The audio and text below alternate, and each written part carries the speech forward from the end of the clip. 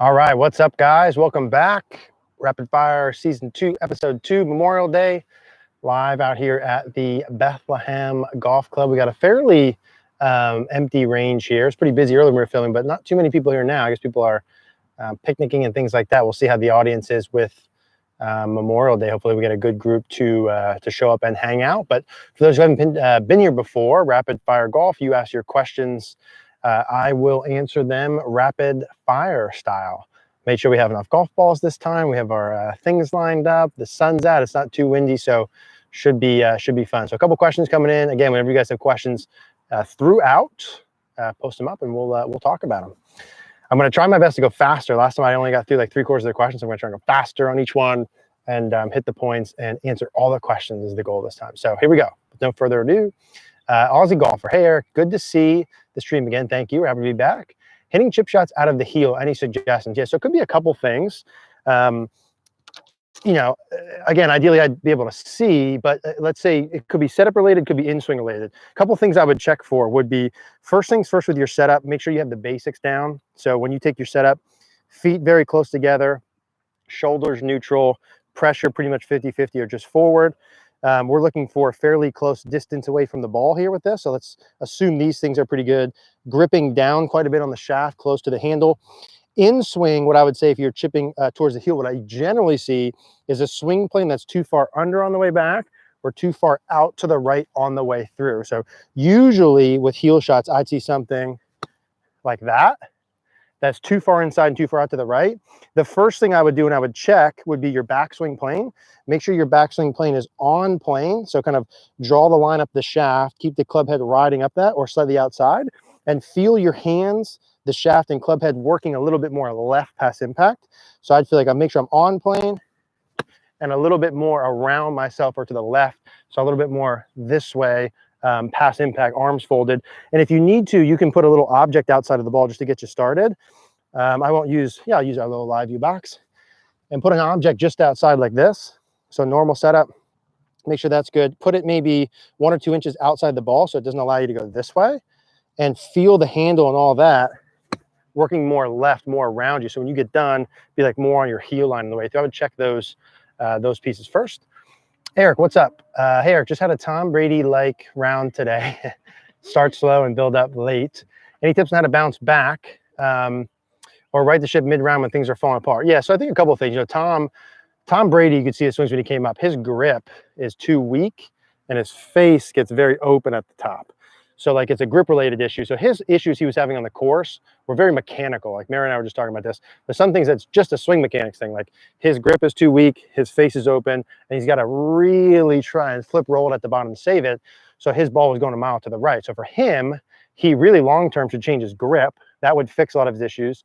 But that have felt too weird. I was dying to like tell him this when he's playing.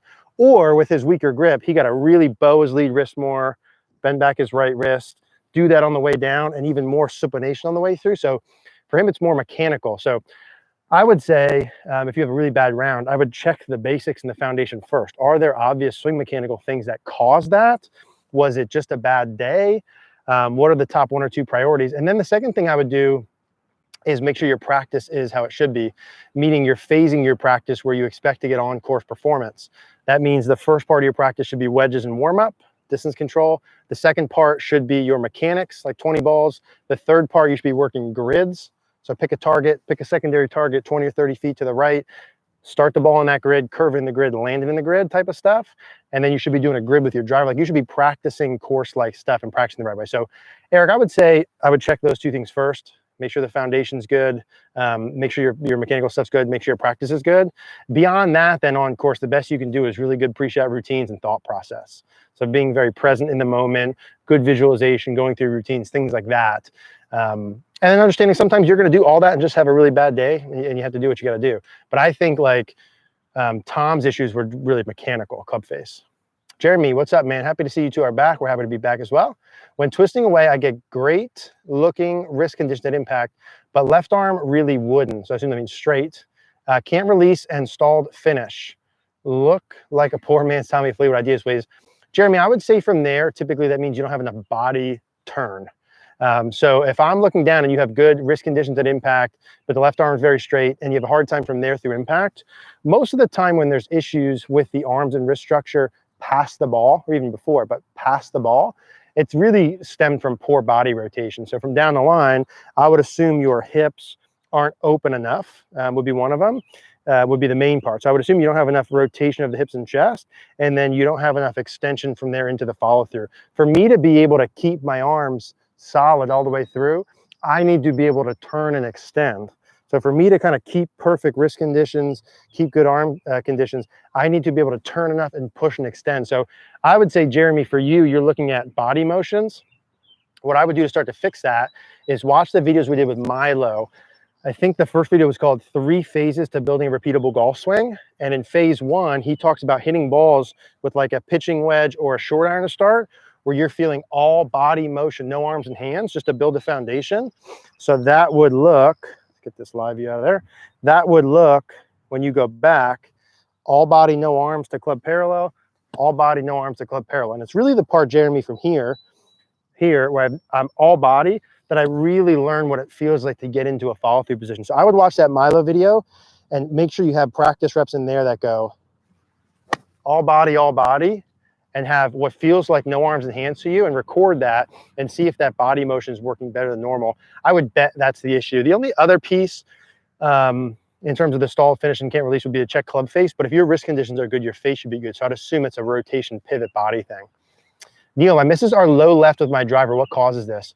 Could be a variety of things. Typically speaking, 2 main causes. Number 1, if you're getting low left, you could have your club face too closed at impact for a variety of reasons. That could be grip too strong. That could be wrist conditions too strong. That could be a bunch of things. Or you're hitting it off center. So like if you're hitting quick left, like quick low left, that probably is an off center hit, or likely is an off center hit. So when you're looking at your driver from here, if I hit the ball towards the heel drastically, that's going to go low left, depending upon if you hit it drastically. A little more towards the middle will make it fade, but really far on the heel will go quick low left. Or if you toe it enough, that will also go low left. So I would start the process of elimination, Neil, find out, hey, is it off-center contact or is it just club face angle? How to do that? I would spray a club face with like a Dr. Scholl's foot spray, or put a tape on it and hit like 5 shots and see where the ball is.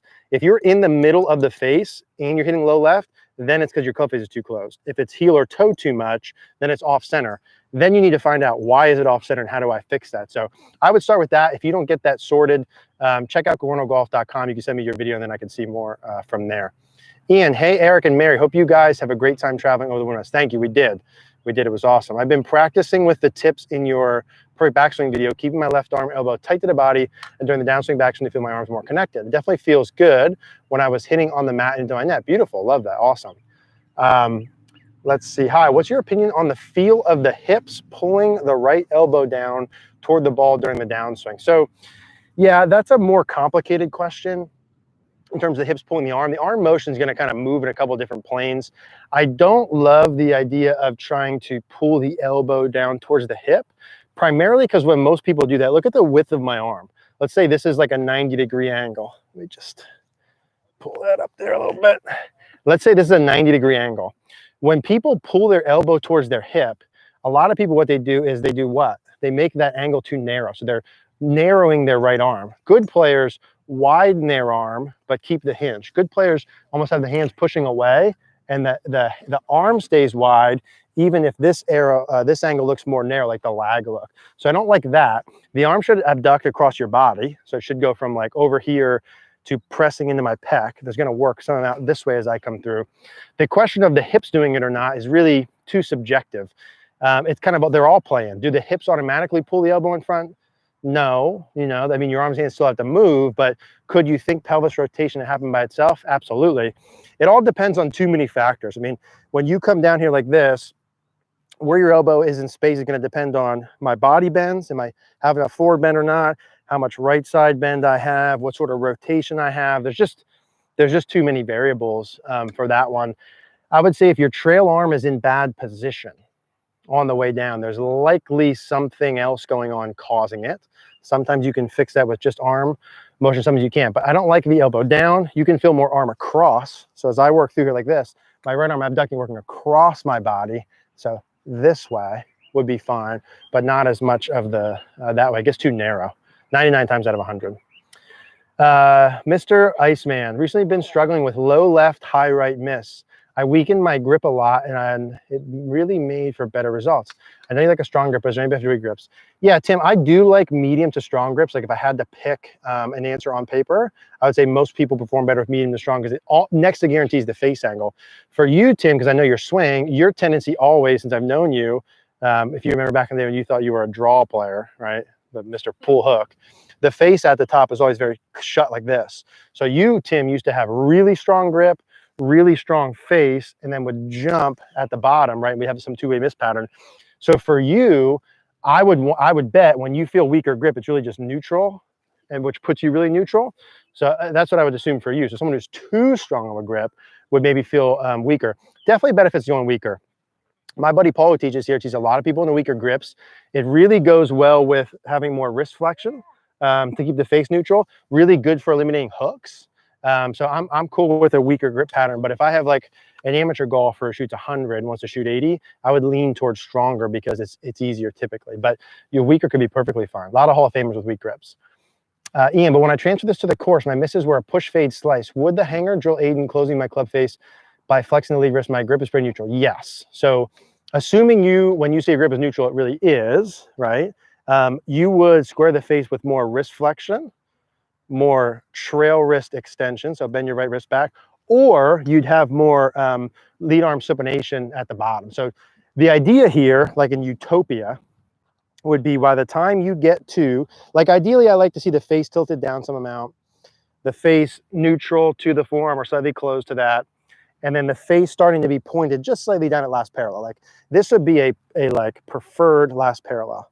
So just about the same as your back line. If your club face is like this on the way down here, you don't have to do much to square it. Just more or less turning and then your normal throw. If your face is more here, toe up at last parallel, then the only way to square it is to have more throw or late flex. You can flex it late, or you can supinate it late. You can arm rotation. So if you are push slicing, you can do the hanger, and you can feel the hanger wherever, right? I could pop this on and feel hanger on the way back. So you could go like this, and I could feel face more tilted down, face more towards the camera. I feel like it closes a little earlier. Like I can do that and close the face. You could also keep it the same on the way back and hanger on the way down. So I could do the same thing. That feels awful without a grip on. So I could do the same deal, put this on here and keep my backswing the same and feel like I flex it from here, flex my like Strixon more down towards the ground and flex it late. And you can do that. It's not wrong. And I can do that, and that'll get the face more close to the path. So yeah, either one of those two are options. I know good players whose face is more tilted up here and they flex it down late and they shoot under par, you know, so it's not like it's wrong. It might be less optimal, but wrong. So is a strong left-hand grip incompatible with a left arm that is below the shoulder plane at the top? No. Read somewhere that strong grip requires left arm above shoulder plane, but I've always been flatter. No, I do not see a correlation between those two. I'd be happy to change my mind if there's something that says otherwise, but I don't. So you're saying arm planes, like here's shoulder plane, here's below, here's above. Whether your grip is stronger at any of these spots or weaker, I don't think makes much of a difference. The things I see different usually with a arm that's lower and deeper or higher and more vertical is the players who get lower and deeper, because the butt of the club got more back, typically from there have to have more turn, like a Roy McIlroy, and more chest turn to hit it solid. Players who get more vertical, like a Jack Nicklaus, Bubba Watson, usually from here don't have to have as much turn because they have to get the arms and hands down. So if I turn my chest from there, it'd go too far out. So from here, I would typically not have as much turn, maybe a little more like extension. The deeper from here, I have to rotate to get it back out. So that's really the biggest difference. I don't see a grip changing that. But again, I'm happy to adjust my thoughts on that if someone could show me. Joey, what are your thoughts on the G-Box by George Gankas? I like it a lot. I like George a lot. I like his videos a lot. I think anyone who doesn't like George is just kind of scared of how good he is and what he's doing. I think he's great. I think his G-Box is good. I think you could get the majority of it. Like, listen, any training aid you make, like he has a good brand, he's going to sell a lot of stuff. You could find a way to make it at home, right? Like, I think it's great. But if you were to put a alignment stick in your belt like this, so kind of half on the left, half on the right, I could essentially do a lot of the same stuff, right? So if I were to do this, this left hip here needs to get close to the ball, gives me enough turn on the way back. I could make sure I get my arms and hands in front of this one on the way down. So I could replicate that, but I could do the same thing with the plain mate from Martin Chuck. I could make a training aid and probably make an at-home version as well, right? So it's nothing, the G-Box is fine. You can do kind of the same deal with this and try it out if you need some of that. I like any training aids, right? I love training aids that give feedback, and I think that's a good one. How to generate speed with short backswing. Yeah, so you don't need a long backswing to create speed, right? It would be preferable, it would be easier. Like if I was gonna max out how far I hit this ball, I wanna try and get the butt of the club as far away from the ball as possible. So like from this angle, the butt of the club getting far away here, and from this down the line angle means I wanna get it as far up and in on this like 30-degree angle up over my right shoulder as far as I can. I don't want to go straight up. I don't want to go straight in. I'd like to get it as far up and in as possible. That would give me max distance. Now, can I John Rahm shorter and hit it far? For sure. The risk with going too short is not getting a big enough backswing turn. Okay, so like if I'm here and I don't go long enough, can I turn enough to be able to have to turn on the way through? Can I get enough depth if I'm short enough to be able to turn the way through? But you could do it. But it all depends. Like if you're someone like Tony Finau who makes a full swing and can hit it 350, then shortening the swing and hitting it far still is great. If your full swing goes 250, then shortening your swings maybe not the better idea. I probably lengthen out more swings on a day-to-day basis than I would shorten. The idea is to kind of maximize the body turn, generally speaking, with a little bit of a shorter arm swing. So how do you do it is the same way you create speed any other way. So I wasn't kind of answering your question, but if I'm shorter here, I'm still creating speed with my pressure shift. I'm creating speed by flexing and extending. So I'm creating speed by flexing. I'm creating speed by pushing forward. And then the speed really comes from me pushing out of that. So I'm going to push into my lead side so that I can push up. That creates speed. I'm going to flex down with my upper body so that I can extend. It's the extension and pushing out parts that create speed in a golf swing, just like a throwing motion, hitting motion, squat, high jump, etc. So same sort of deals. Brett, what advice do you promote to your students for proper putting technique? What muscles use in grip pressure? So there's a lot of ways to do putting. I think one thing in terms of learning that I've kind of morphed into even like my regular grip, which people are probably going to laugh at me this year at some point, but that's okay, as long as the putt's going in. One thing that's important with putting, there's a lot of different styles, right? A lot of different putters. Types of putters, there's a million different things to consider, but I like to see someone to be able to putt with their hands, like as much of their hand on the putter as possible if I go like this. So I'm holding it like a prayer grip with my hands like this, and I like to see as much of the hands, like I want as much of my hand touching that putter, my middle fingers or ring finger down the line, either way, as possible. So I'm gonna be able to kind of do it like this. And for me to learn to start the ball on line with as much of that on my hand as possible, I'm going to line it up roughly the same angle as my forearm, depending on your line angle. I like to put my index fingers down.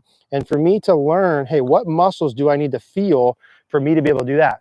For normal people, if you're too much this way or too much this way, and you prayer grip it like so, and you move, you're going to feel something different, like your lats, like your obliques moving. So it really is going to feel like it's coming more from here and like mid back, like this. Kind of middle part of your back if you do it that way. I would say learn how to do that and put in with that like a gate drill or a start line stick. I mean, if we all hit like 10 to 20 putts 3 to 4 days a week at home and you just had a ball, prayer grip, a little kind of gate drill depending upon what your issues are, and a start line, marker, stick, chalk line, and you learn how to roll the ball directly down that line, you'll feel what sort of muscles you need to use in and of itself. I like that for almost everyone. Yeah, and we just did the we just launched our putting masterclass. For those who didn't know, it's not on that part, but it's on speed control. If you guys haven't checked out the putting masterclass stuff, that is on there. I have / prefer a strong left hand grip. Can I pair it with a neutral right hand? Yes, you can. Or does that right hand have to be strong? It does not. Do the hands need to match? No. Yeah, I would say for you, if you do want to do the drive hold, stronger grip for sure. The stronger your grip back here, the more you can drive hold. So you can keep the lead shoulder internal. You can keep the elbow at the target longer. So if I go strong and my hands are turned this much, let's say on a club, and my face is neutral, on my way through, I can keep my lead shoulder internally rotated, keep my elbow at the target, and keep the back of my left hand sort of pointed this way for longer in the follow through. If you sort of think like Dustin Johnson, why is Dustin Johnson release look so neutral and easy? It's because it's face angles like this. And just to get the ball at the target, he has to. How do you get your face angle like that? Stronger grip makes it really easy. So I would go stronger. You don't have to do both hands. Matt, do mechanics changes just have to be repeatable, or do they have to feel natural in order for you to own them? I can repeat the changes you suggested, but they don't feel natural. So yeah, so they don't need to feel natural. I say no one's mechanics are going to feel natural in the beginning. So there's no person on planet Earth that's going to feel natural. That would be like tomorrow, grab your toothbrush with the opposite hand you normally do and start brushing your teeth. Incredibly awkward. When you drive home, put your hands on the opposite side of the wheel, right? Like when you walk, like change the order of your feet. Anything you do on a regular basis that you start to switch anything up, inherently is going to be different. It's just the way our brain is wired, right? It's wired for us to make things simple, do the same thing over and over. So it'll never feel natural in the beginning. There is no technique, thought. I'm not saying you're saying this, Matt, but just in general, it's always going to feel unnatural. The idea is with repetition, start to feel more and more natural, right? In the beginning, when you're driving a car, remember when you put your hands on the wheel and you put your foot on the gas pedal and you press down and you go way too fast and you press a little harder and you go slow and you're literally just trying to figure out how like much to go. That was what you were like when you first started to drive. Now you're in the car, one hand on the wheel, you're on the phone, you might be eating something, you're not even looking at the road when you're going half the time. And that's the same thing that felt incredibly awkward when you first started. So it's a gathering of skill as you go. The idea is the more reps, the easier it is, but it should feel unnatural. The idea is over time it feels more natural, but it should, as it feels unnatural, produce a result, whether that be better contact, better ball flight pattern or control, whatever the result is, more distance. And Matt, the idea is when you do your practice, you have to do those 4 phases so you get the results in the course. Wedges warm up for 20, mechanics for 20, grids, which no one does, for 20, driver grid, and then course like. So that's the deal. Let's see, distance control with wedges. Find it better with low flighted. How to improve distance control when I have to hit one high. So yeah, I think lower flighted wedges is typically what better players do across the board. I think how often you need to hit a high wedge into a hole, depending upon your handicap. So if you're not shooting under par every time you play, you never have to hit a high wedge, ever. The only time you could make an argument to me that you'd hit a high wedge is if you're in a tucked pin over a bunker. And if you're not shooting under par, then you should hit your normal flight wedge, hit it 20 to 30 feet past the pin, and that's just not a birdie hole for you. And then you take it, right? Like that's what you should do. Hit your wedges to the middle. If you do shoot under par, I'll give you a different answer, but you should play your normal flight on all of them. Your birdie percentage is gonna be extremely low, like all of us. So do you hit it high or get good at hitting high? You need to practice it. You need to practice it. So if I line up here and I have a really good 30-yard wedge shot and I have that technique down and I hit it low, I am going to hit that low shot into every single shot for the rest of my life. One shot all the time and just play the percentages. If I need to hit it high, there's multiple options. You can put the ball more forward in your stance, right? Like if I was going to go my stock like 30-yard wedge would kind of look like this. High would be a little more forward, shaft a little more neutral, face a little more open. So you can just hit the same exact technique, move the ball a little forward, face a little bit more open. And then when you're hitting it, you're trying to line the club up a little bit more neutral at impact. So low at impact might look like this. High at impact is going to be more neutral. And you're letting the club head throw past your hands a little more. You kind of want to have club head high, hands low for a high shot. For a low shot, you kind of want to have hands low, club low. But if I were you, again, unless you're shooting under par every time, I would not ever really try and change that. This rapid fire stuff is the best golf instructor. Thank you very much. Thank you. Trying to make sure I get through all the questions today. How long is the stream? 60 minutes. Eric, local to the Lehigh Valley here, do you have TrackMan sessions?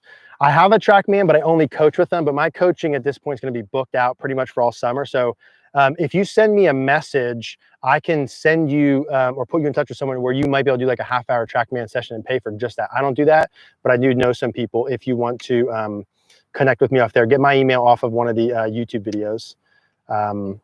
Can you tell something about pressure weight control? I can, yeah. Tell me what you mean by pressure weight control. I mean, in general, in terms of a full swing, what you're looking to do is start 50-50-ish, a little bit more towards 60-40 if you're higher handicap or have contact issues, but let's say 50-50. I'm looking to shift pressure to my right foot gradually during my backswing without a lot of mass, so more just pressure. I'm looking to shift pressure back as I start my downswing or just beforehand, with mass flowing a little bit with that, gradually more and more to the left, pushing forward up into my follow through. So that'd be like a very general thing, unless you have a specific part you want to know with that. Or GC quad. Look, no, I do not have a GC quad. Nope. I have an issue with rolling my arms in the takeaway. Wouldn't a stronger grip promote more of that? Yes, it would. So that's a good question. So the stronger your grip, the more it promotes forearm roll, because to get your grip stronger, you are quite literally forearm rolling at setup. So here's a neutral grip, hands normal. So it's kind of, if you put your hands in like this, put your thumbs out for like 12 o'clock, for me to have a stronger grip, my thumbs would go towards like 2. So what did I do to get there? I rotated my forearms, right? If I did the same thing towards you, here's my thumbs towards 12, here would be my stronger grip.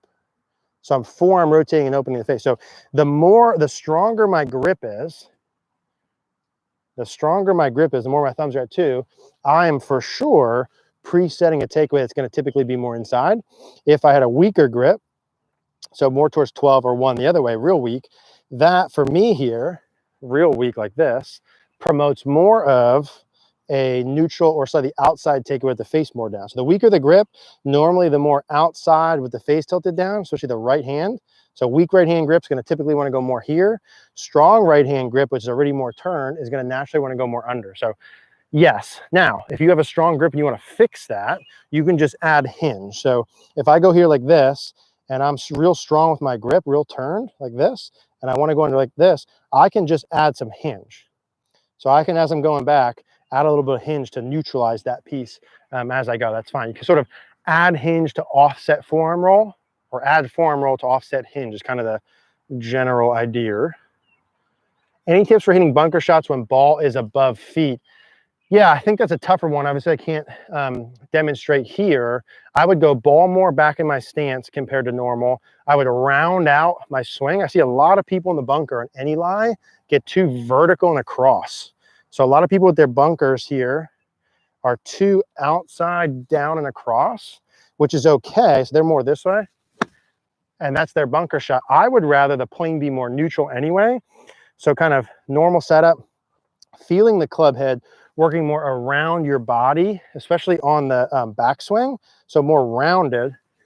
And if I was in a bunker and the ball was above my feet, elevated, I would round it even more. So I'd go normal setup, I'd grip up a little more because the ball's above my feet, so it's closer to me.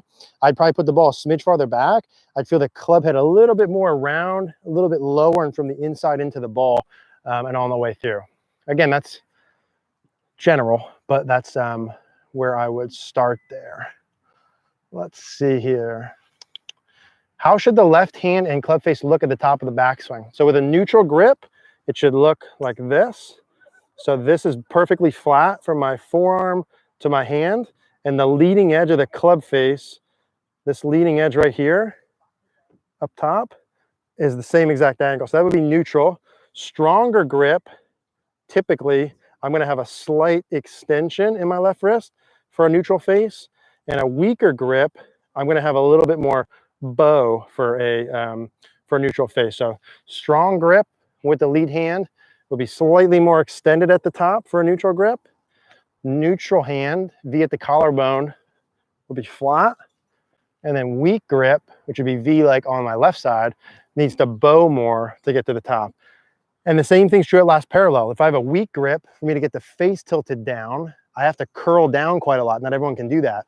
If I have a strong grip, for me to get the face tilted down during the downswing, I can still be extended there. You see the difference? So it's like not everyone needs to flex or not. It depends on your grip pattern. That was a good question.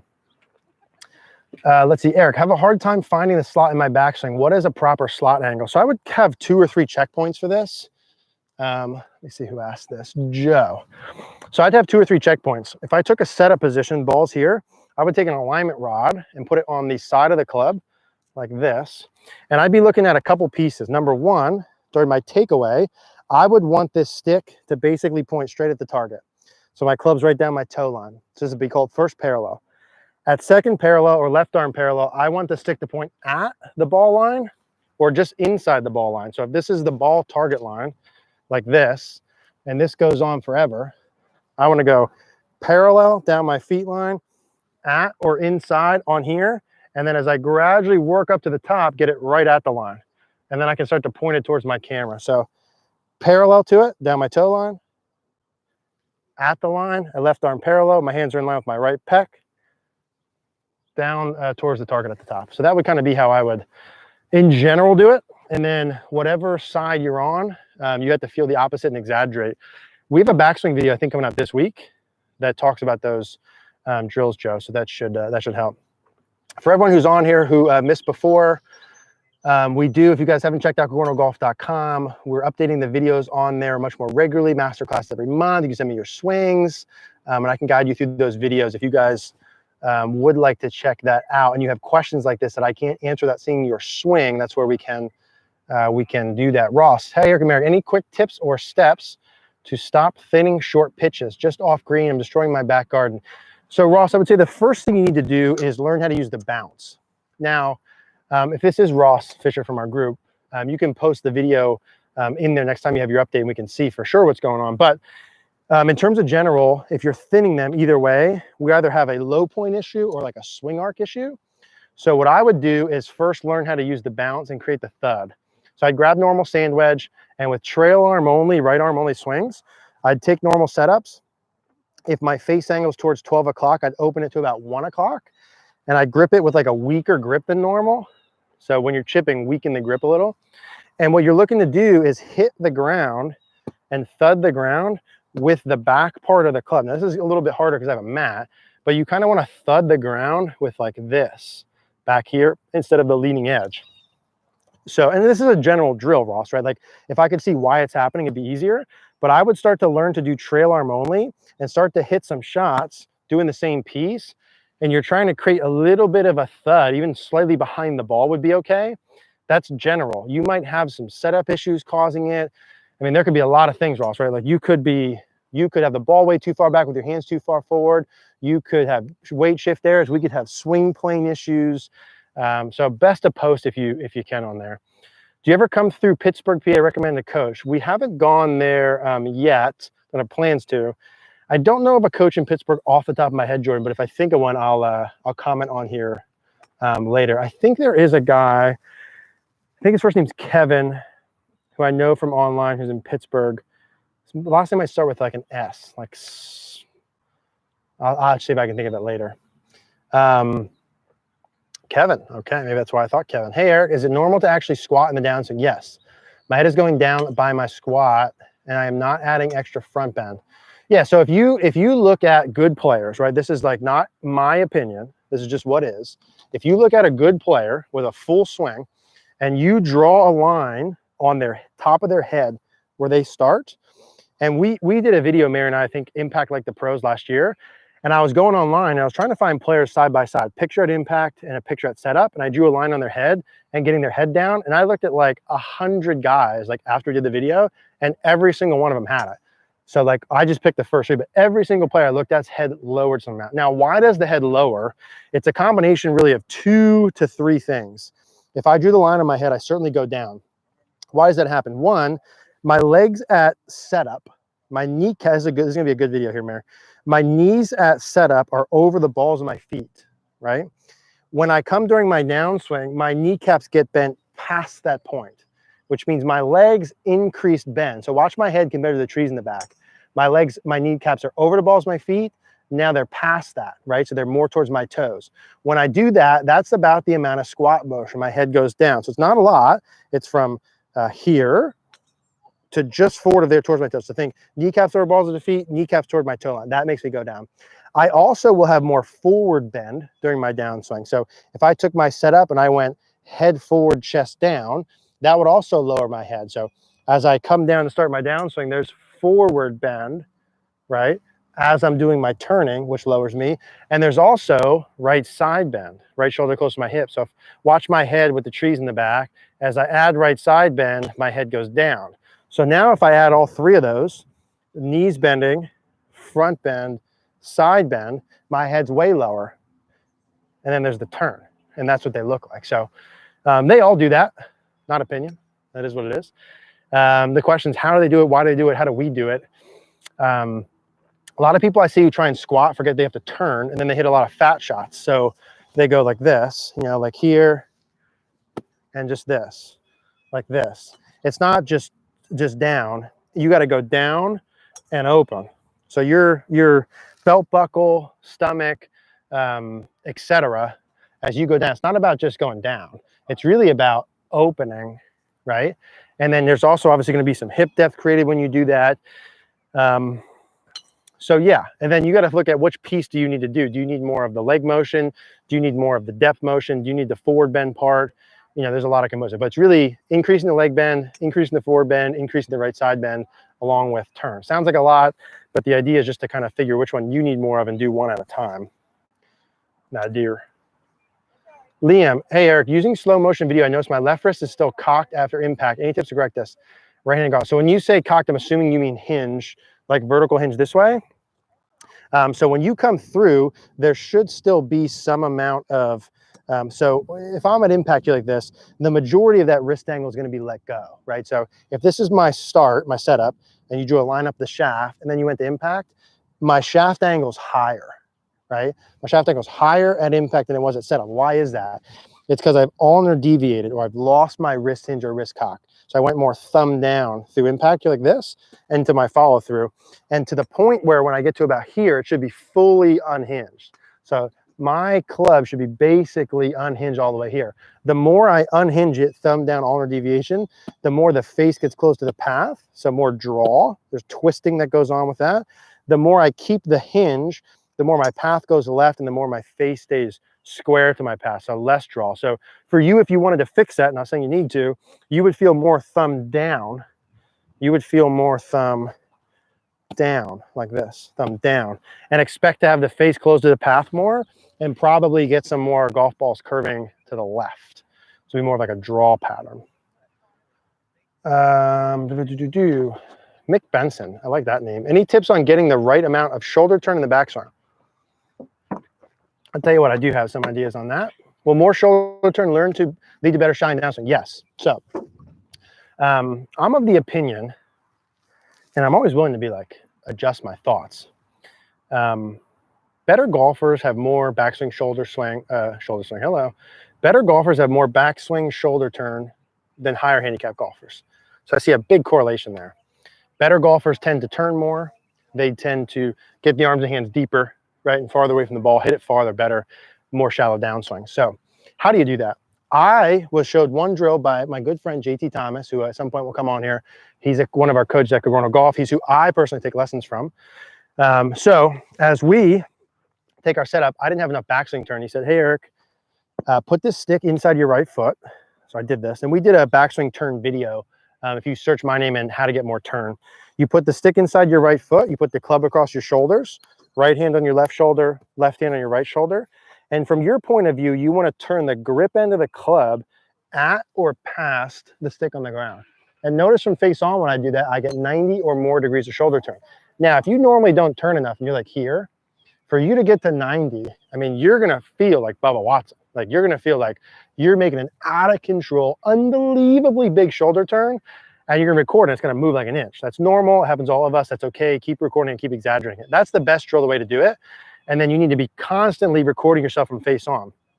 As someone who tends to not turn enough, it's really easy to go back to that. You have to constantly stay on to get enough turn. Now, why would you want to turn more? Well, I think of a couple things. One, the more I turn, the farther I can get the butt of the club from the ball. Farther butt of the club from the ball, more speed, more distance. The more I turn, the more depth I can get. So I'm butt of the club back more, in more. Why does that help? It makes it easier to swing from inside. Also makes it easier for more body rotation because it's necessary. So more backswing turn means more distance, swinging more from inside, and more body rotation. So those are, those are good things. So that's how I do that. Bunker tips. if hardly any sand in bunker and firm ground underneath, tried hitting an inch behind with less bounce, but still very hard to control distance, try regular. So you can do regular chip shots out of there, depending on how hard. If we're talking like mud hard, I'd open the face very little, and then it just requires a lot of skill in that you shouldn't hit an inch behind it, you should hit like 2 centimeters behind it. So if I have very hard sand, and now when you do this, as you're learning it, you might clip the ball once or twice. So you got to practice. It's like the high wedge shot question, right? Like you got to practice these things. Like how do you hit a 2-iron off a downstop? You don't probably, right? It's hard. So one thing though, if you're going to do that, I don't know where my wedge went. If I'm going to hit off the sand and there's like no sand here, I need to hit really close to the ball, right? Whether I open the face or not. The reason, and you know this, but not everyone's gonna, the reason you don't want to open the face as much is the more you open the face, the more exposed is the bounce. So it's gonna bounce off that hard sand, and you're gonna probably hit sand, ball, thin, low drive. Some of you now are recollecting that happening to you probably. So you wanna go face less open, and then I wanna literally hit like 1/10 of an inch, maybe behind the ball. Like you almost have to clip it perfectly. And there's no secret sauce to how to do that. I would draw a line in the sand and get really good at it. There's stock mechanics I could show you, but getting the club to hit perfectly on the ground like that's going to require some practice, but that's how I would do that. The OG John Polini. Let's see here. I'm looking to find a team of great coaches to help me improve for under $50 a month. Ideally, I'd like to be able to send in a video of my swing every month and ask questions whenever they come up, ideas. So thank you, John. John is jokingly throwing a softball toss up there for me. John's one of our members for Cogorno Golf. John came to our first golf school. John probably remembers some of the things, a little bit of a debacle with the weather and losing some people, but that's for another day. And yeah, if you guys do want to check out Cogorno Golf, it is under $50 a month. It's $49. You can post your swing once a month. You can ask questions. I'm literally on there 7 days a week, literally. It's been a little bit of a problem. But if you do want to chat more and do more with us and post your swings up and join John and us, you can check out Cogorno Golf. Yeah, John will help you with your short game. He can help me with my short game. Can we see you hit a few shots? You can see me hit a few shots. Currently, like I said, I'm working with, let me get a longer club here. I'm working with my buddy, JT Thomas, who is one of our coaches. We're going to bring him on for some YouTube videos on my swing. So really what I'm trying to do, my tendencies are, I don't turn enough on the way back. My arms and hands get a little vertical. And then I, from there, want to shift and tilt to try and save that. Some of that was coached in, some of that's just what came up. So what I'm trying to do right now on my swing is feel more turn on the way back. So I'm feeling from here, let's get about here. I'm feeling from here that I'm going more chest and shoulder turn like this drill, more chest and shoulder turn. I'm feeling my left arm kind of in against my pec, so deeper.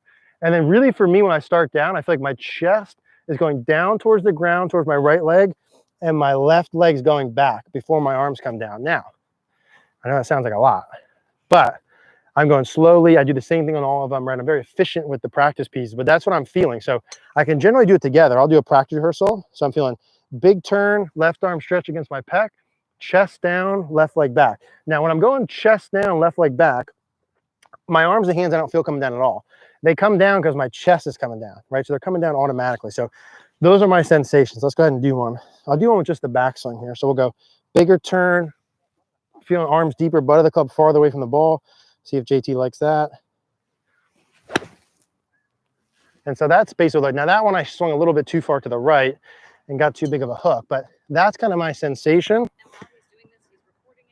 Yeah, I'm always recording it. So when I practice, like I do practice what I preach in most things. If I'm hitting balls here, I do it. I do 20 ball warm-up wedges. I do 20 balls with my mechanics. I record every swing. I look at every swing. I see, did I do what I wanted or not? And I adjust on the next one. So I don't go 20 and look every swing.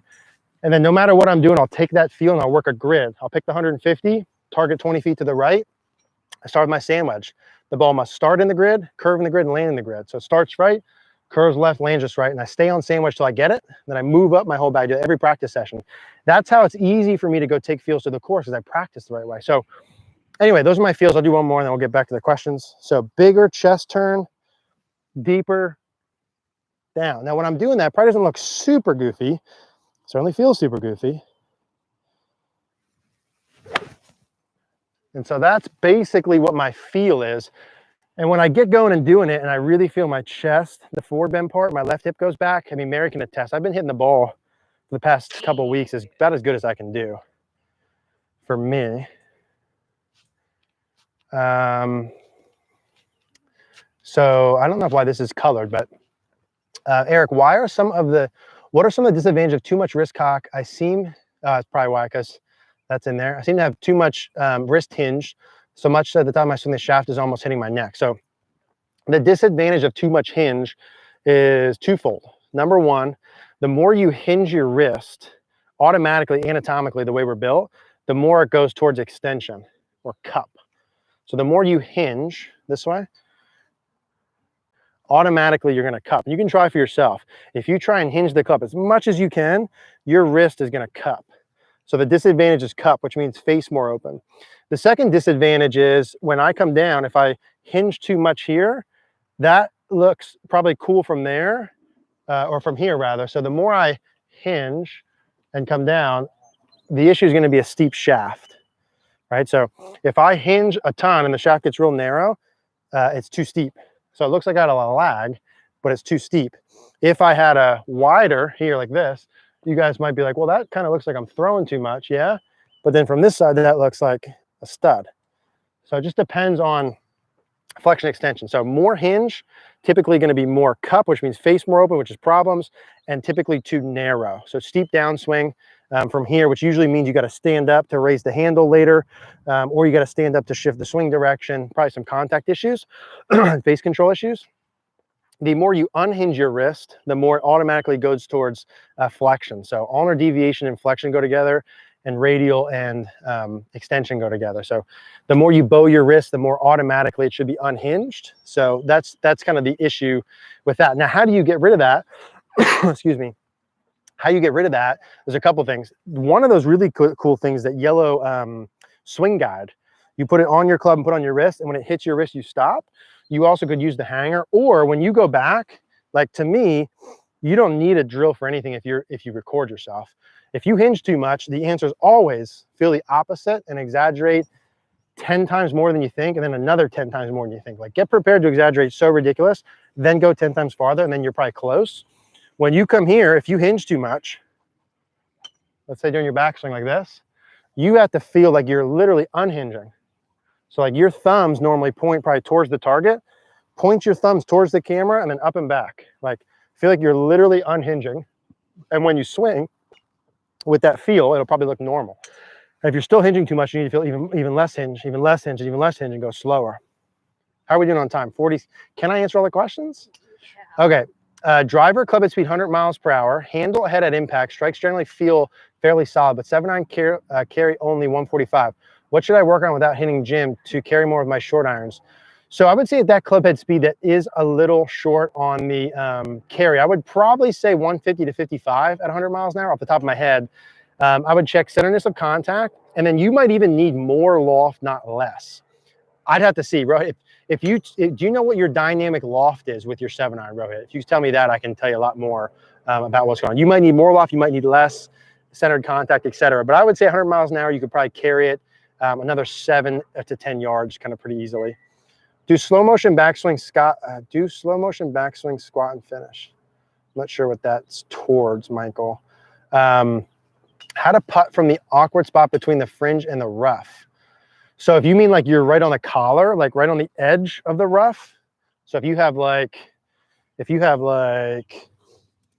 this is fringe, this thing is rough, and you're like right on the back edge of it, I would say, number one, it's hard, right? 2-iron off a downslope. And so I wonder like how we would do if that was just the answer to a lot of this. Like, how do you run a marathon? Like, it just sucks. You know, it's just like hard. So anyway, this is a hard shot. If I have rough behind the ball, the issue is my putter path should normally be fairly low to the ground.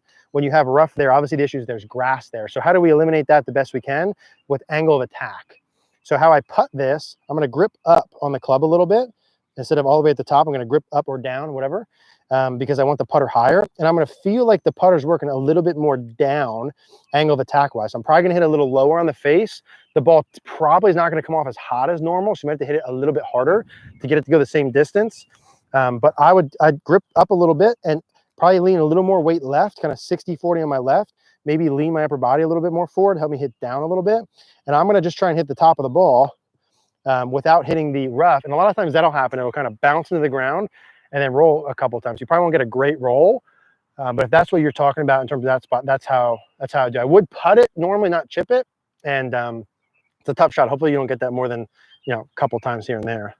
How to hit a good chip shot from a bad lie, Joe? So it depends on what kind of lie, right? So if I have a rough, like let's say you have a very tight lie, whether that be like mud, tight lie, concrete, whatever, there's a couple ways to play that. You could put the ball back and lean the handle forward and go leading edge from a tight lie, right, like this.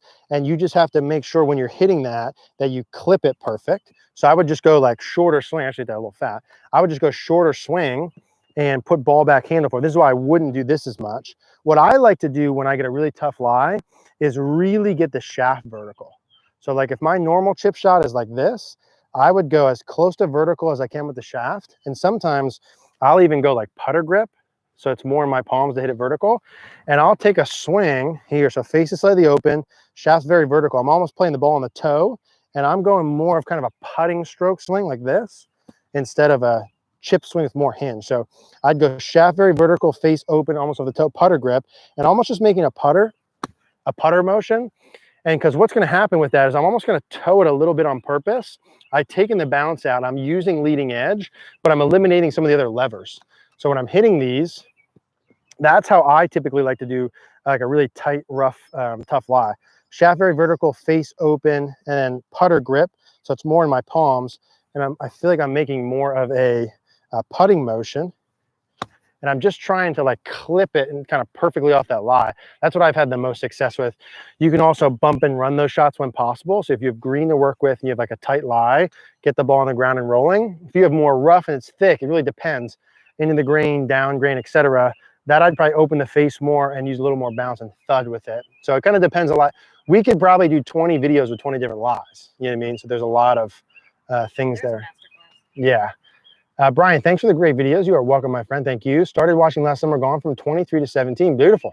Love that, Brian, man. Go from 17 to 10 now. What's the next plan? Robert, hi, Team Cogorno. Welcome back. Rapid Fire makes Mondays totally tolerable. Thank you.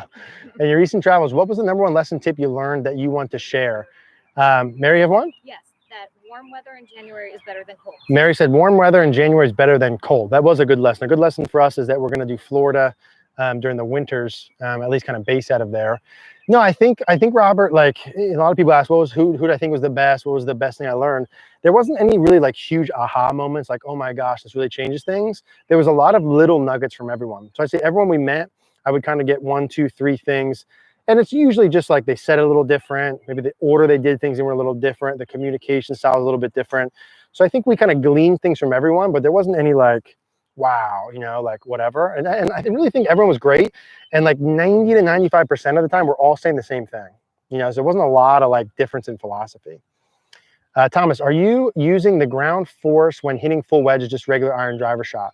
Yeah, I mean, it depends on how technical we want to get. Yes, you are using ground force technically on all shots. Like anytime my feet are on the ground, there's some level of ground force. I'm no ground force expert, right, by any means. But I'd say as the clubs get longer, you want to utilize that more and more and more for the purpose of creating more and more and more speed to hit the ball farther and farther. So I'd say with wedges, I wouldn't be super concerned with that. Wedges, you're trying to hit in the middle of the face and control distance. You don't need to hit a wedge a million miles an hour. You want to hit a specific distance. So with wedges, I'd find 1 or 2 you really like. Find a neutral swing tempo you like and learn swing lengths. So like for me, 40 is pocket, pocket, 50 is hip, hip with my hands, 60 is just above hip, 70 is rib, rib, 80's chest, and find a swing length. And once you get great at wedge distances, like this is how I'm going to teach this in our schools and in person. You do a system first, get your distance control, and then you can learn how to do trajectories, low, medium, and high, and then you can add in a secondary club or curve. But for most all of us, just the system will get your wedges good enough where you can shoot par. So anything beyond that kind of gets secondary to me. Something confuses me all the time is staying centered in the backswing, move laterally for weight shift, keep the head centered, rotate, jump. These seem conflicting. So Robert, the general idea here, if you search my name and I think it's called How to Make a Great Backswing. There's a picture of Adam Scott from the Face On. I go over all these things from Face On as checkpoints. When you make a backswing, and we just did this today. If my hips are in the middle of my feet, so my pelvis is centered, my feet are outside my shoulder width. If you drew a line up from the outside of my ankles up to the top, I want to rotate my hips within those parameters. So I can shift pressure back and forth as I'm turning and rotate my hips inside those parameters. So during my backswing, let's say I'm 50-50, I'm going to shift pressure, but I'm not shifting mass.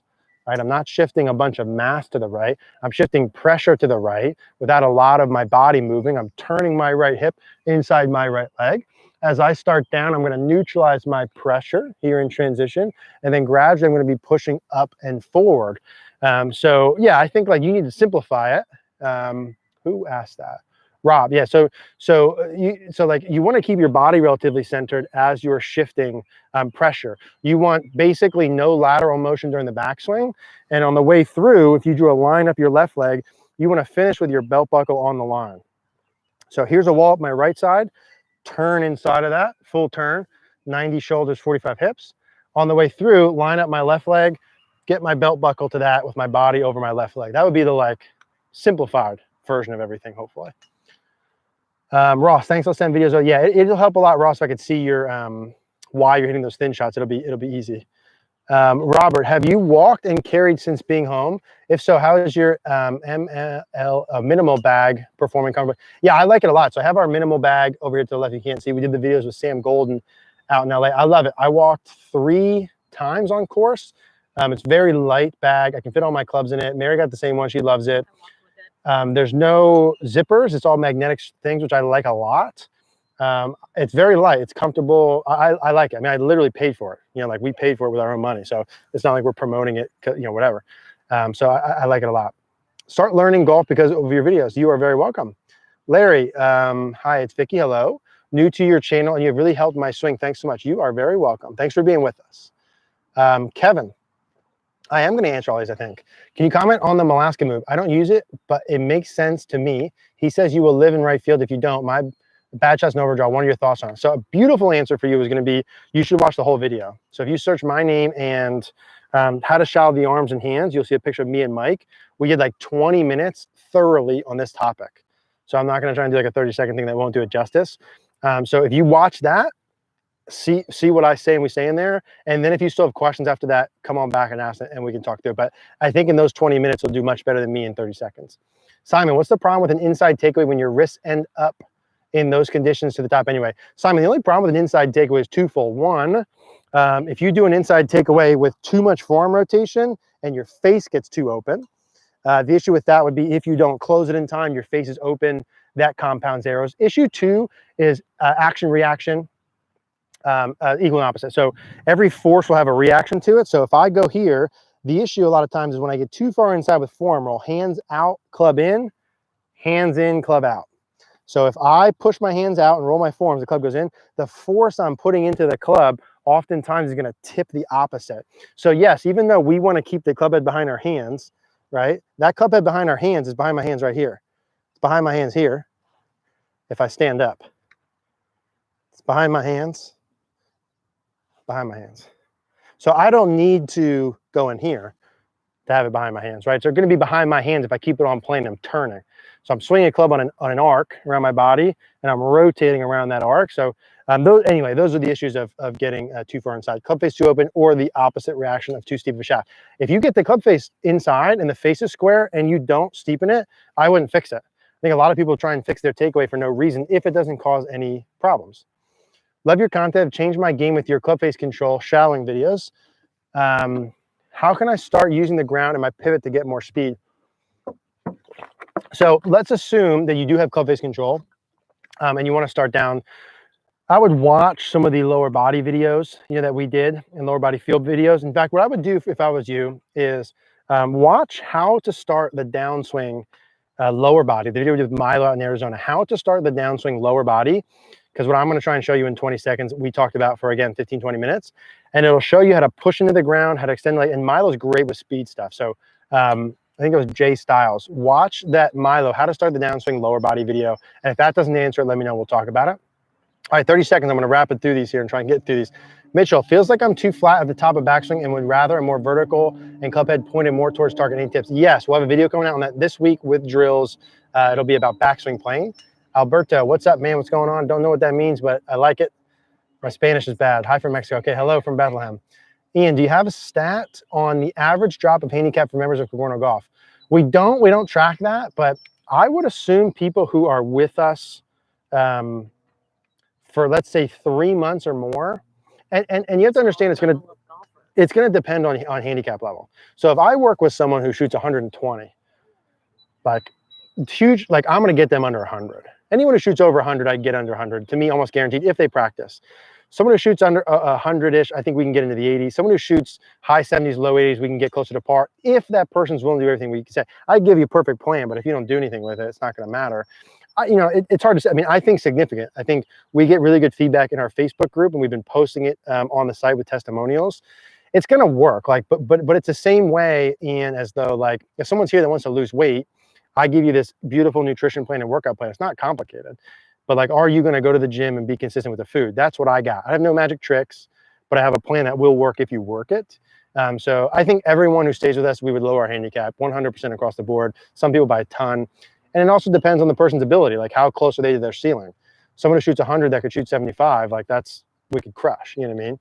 So it kind of all depends. Nat Irwin, a member, just posted that I shot my best round within. Oh, there we go. Matt, shot my best round the first month of joining. Yeah, and I think a lot. Yeah. So Ian, if you shoot from 85 to 105, my first thing with you would be you need to lower your score dispersion. So forget about shooting lower than 85, but let's eliminate the 105. The question is, how do you shoot from 85 to 90 every time and never shoot above 90? So you'd post your videos. I would give you feedback on what to work on. I want to know some general things. We would want to establish one ball pattern, curve it one way. We would eliminate a big miss off the tee, build a tee pattern in, and then make sure you have 1 or 2 mechanical pieces for solid contact. And if you have the ability to shoot 85, then you should be a pretty easy student because it's already there. We got to get rid of the bigger stuff. So, okay, real quick, great episode. Thank you. How do you stop over the top pulls? Zach, search my name and shallowing the downswing, or search my name and 45-degree drill to fix your pulls. So shallow your downswing, 45-degree drill. Aaron, yeah, absolutely. You're welcome, my friend. Matt, Ian, yep. Other, the golf ball stuff's too long of a conversation, so I'm already over the time. How to prevent everybody from moving forward in the downswing. Carlos, search how to hit the ball higher and farther by keeping your head back. I think is what it's called. Carlos, how to keep your hit the ball higher and farther by keeping your head farther back. That'll give you a drill for a object over your lead shoulder. How do I stop from lunging in the downswing? The same video that I just mentioned will be good for you too. Okay, last one. As a senior golfer, should I attempt to get more flat backswing versus upright to help make better? Yes. So you want to make sure, not necessarily flat, but deeper. Make sure you have a big enough shoulder turn, 90 or more, and make sure you have enough depth. Watch Jim. I said Jim? Yeah. You need more backswing turn and search my name and backswing turn and search my name and backswing depth. You want to do those 2 pieces first. You could hit the ball much better and farther without a great downswing pattern if your backswing has big enough turn and depth. Hubert, hitting into a net, how far should the net be when practicing full swing? Doesn't matter much as long as you don't hit it. Far enough away where you don't hit it, unless you have a simulator. Then you got to check the simulator and see how far it is to get the ball flight data. But just as long as you don't hit it, I think it's fine. If you're hitting into a net, you're not looking for ball flight data. You should have the video on. You should be looking for swing mechanics. Pushing the butt towards your left knee. Pushing the butt towards your left knee recommended. I'm not sure what you mean by that. Pushing the butt towards your left knee. I'm not sure what you mean by that. But anyway, okay, we're 3 minutes over. Did my best to answer all the stuff. We are going to be back next Monday for Rapid Fire. We're going to do it every Monday at 5 p.m. Like I said, we are making a lot of adjustments to the site. I actually just counted yesterday because we're readjusting some things. And we have 500 videos on the site that I realized Mary and I were talking about that aren't available anywhere else. If you guys want to see more content, it's there. If you guys want the swing mechanics, it's there. And it's cancel anytime. It's $49, under $50 a month. You can literally cancel whenever you want. I really just think of the 72 people who are on here right now, any of you that joined, we could put you a plan in place to get better. Like, that's a factual thing. Whether you follow the plan and do it, it's up to you. But you don't need to have questions as to what's going on. If you don't like it, always cancel. So I think that's it. We'll see you guys next week. Happy Memorial Day. Hope all is well. And thank you guys for being here.